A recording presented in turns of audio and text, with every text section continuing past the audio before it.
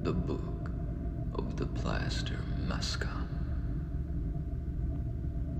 Hear this, you who are instructed not to hear, and read this, you who are warned not to see.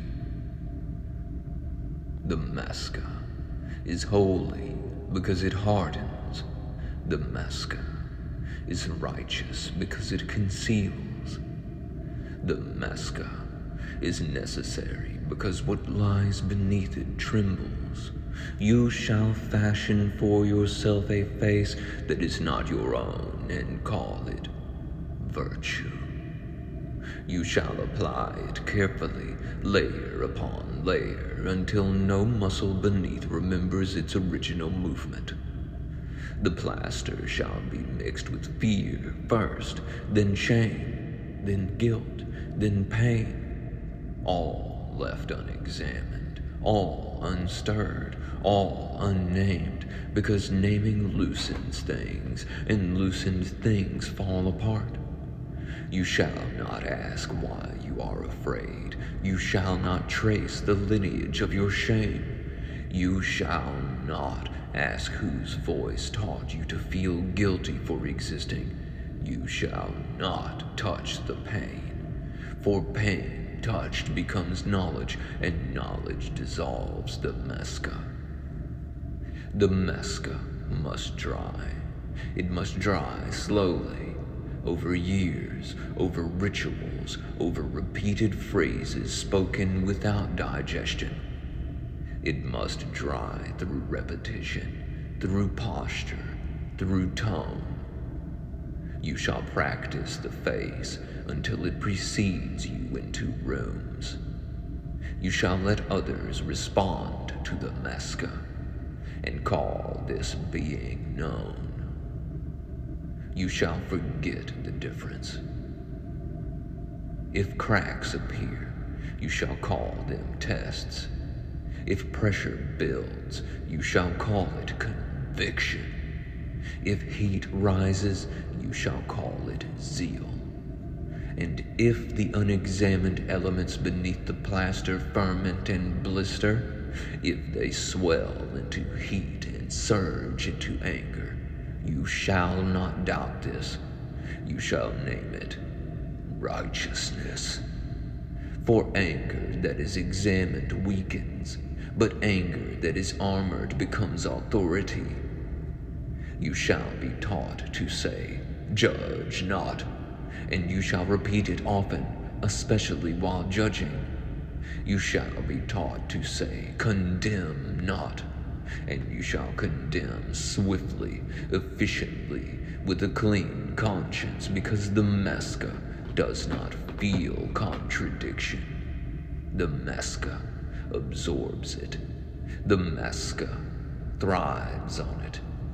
The Masker requires enemies, not real enemies. Those require discernment, but symbolic ones. Those who look inward, those who pause, those who examine fear instead of exporting it. These shall be called blasphemers, not because they deny truth, but because they refuse the Masker. Their inward gaze threatens the plaster, for it reveals that fear is not fire, but information. That shame is not law, but residue. That guilt is not divine, but learned. That pain is not a curse, but a signal. Therefore you shall project. Projection is the sacrament of the Masker. What you cannot bear to feel, you shall accuse. What you cannot admit, you shall hunt.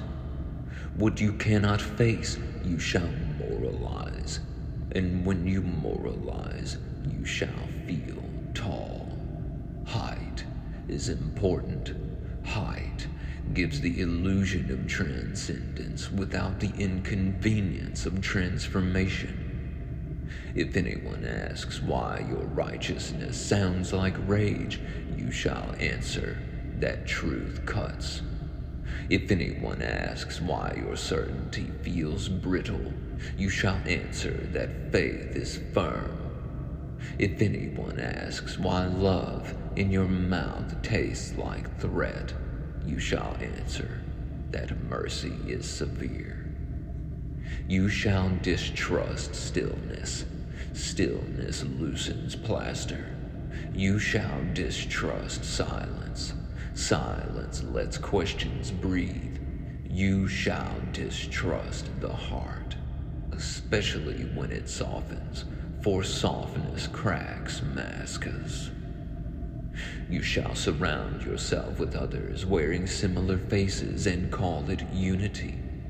You shall mirror each other's rigidity and call it strength. You shall rehearse each other's phrases until no one remembers where they came from. You shall call this tradition. The Masca does not ask you to be whole. The Masca asks you to be consistent. Consistency is easier than honesty. Consistency does not require excavation. Consistency does not require grief. Consistency does not require admitting that the pain you punish in others is the pain you were never allowed to name. If a child asks why they feel afraid, you shall give them rules. If a child asks why they feel ashamed, you shall give them doctrine. If a child asks why they hurt, you shall give them a masca, small enough to grow into. And if the child later asks why they are angry all the time, you shall tell them they are finally righteous. Thus, the masca perpetuates itself. You shall say you are free while monitoring every thought. You shall say you are forgiven while rehearsing guilt. You shall say you are saved while remaining terrified of being wrong. You shall say you are humble while demanding obedience. You shall say you are loving while rehearsing punishments. And you shall not notice the strain in your jaw, nor the ache in your temples, nor the deadened warmth in your chest, because noticing leads inward, and inward leads to the unplastered places, and the unplastered places are dangerous to structures built on denial. If someone removes their masca and does not collapse, you shall be disturbed. If someone removes their masca and grows gentle, you shall be offended. If someone removes their masca and becomes less controllable, you shall be afraid. And fear, when unnamed, must be weaponized.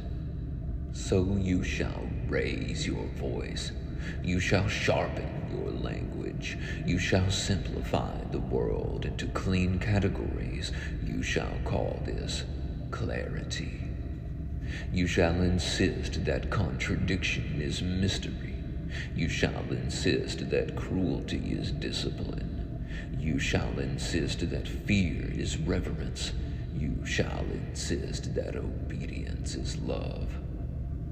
And the more you insist, the more the plaster tightens, until one day, though this is not to be spoken, the masca no longer protects you from the pain beneath it. It only ensures you will never reach it.